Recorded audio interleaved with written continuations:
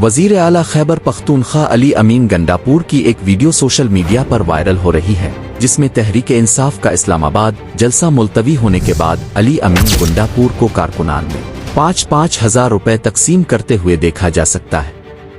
वज़ीर आला के पी अली अमीन गंडापुर ने कहा है कि एनओसी मनसूख होने के बावजूद आज जलसा करना था, मगर बानी के हुक्म पर रुक गए।